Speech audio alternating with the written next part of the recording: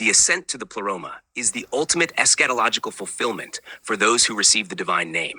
In this process, a believer becomes a high priest and a logos, no longer merely a bride, but one who rests with the bridegroom in union with the first called and first created.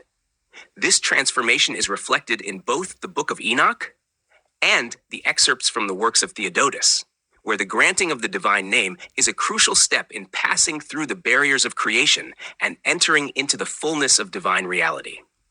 The ascent in the Book of Enoch.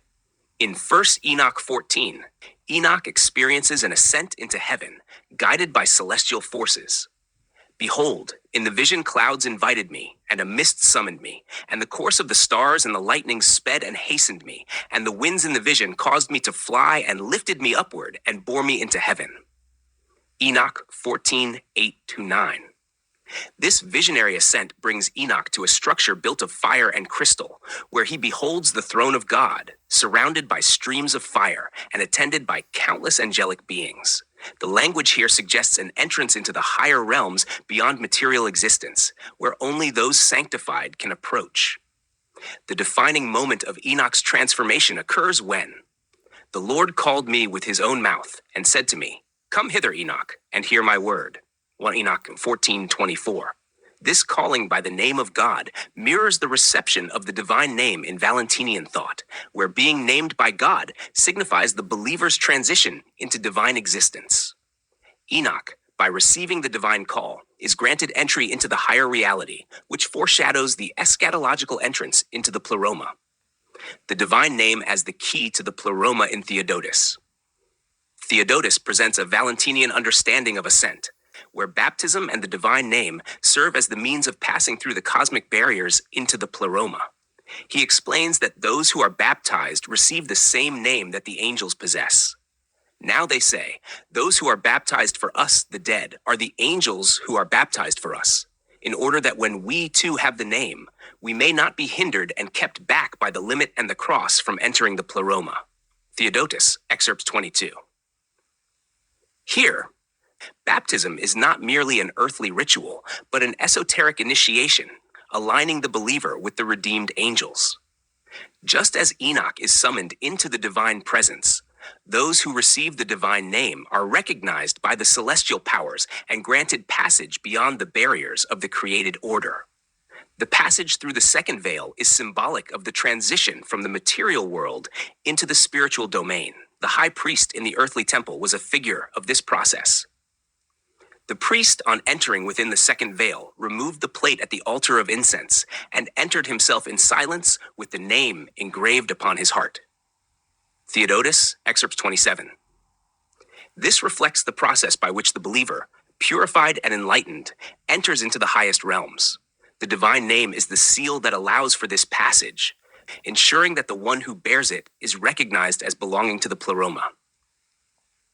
From bride to logos, the transformation of the believer. Both Enoch and Theodotus describe a profound transformation that occurs during the ascent. In Enoch's vision, he first experiences fear and trembling, but is then strengthened by divine command. Likewise, in Theodotus, those who ascend cease to be mere disciples or brides. Instead, they take on the nature of the logos itself.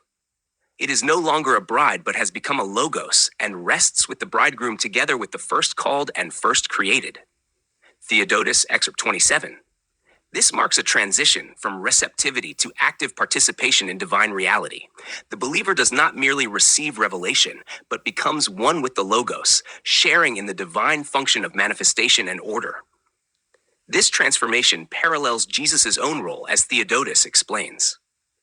The visible part of Jesus was wisdom, and the church of the superior seeds, and he put it on through the flesh. But the invisible part is the name, which is the only begotten Son. Theodotus, Excerpts 26. Just as Jesus bore the divine name and was thus the means of entrance into the Pleroma, so too do the believers who are sealed with the name follow him into divine communion. The restoration of unity in the Pleroma. The eschatological ascent is not merely about individual salvation, but the restoration of all things into divine unity. Theodotus describes how the angels and the elect, once divided, are reunited through Christ's baptism. Now, since we existed in separation, Jesus was baptized that the undivided should be divided until he should unite us with them in the Pleroma, that we, the many, having become one, might all be mingled in the one which was divided for our sakes. Theodotus, Excerpts 36. This echoes the idea in Enoch that entry into the divine realm is a collective restoration. Enoch's vision of the heavenly temple is not for himself alone, but represents the divine order into which the faithful are called. Conclusion: entering the Pleroma through the divine name. The Book of Enoch and Theodotus both emphasize that entry into the divine realm requires a transformation marked by the reception of the divine name. In Enoch, this is symbolized by his being called directly by God, while in Theodotus, it is actualized through baptism and initiation into the angelic redemption. Both texts depict this ascent as an eschatological return to unity. Where division is overcome, the believer becomes logos, and the barriers between creation and the Pleroma are dissolved. This path is not merely one of knowledge, but of participation in the divine name, which alone grants the power to enter the fullness of divine existence.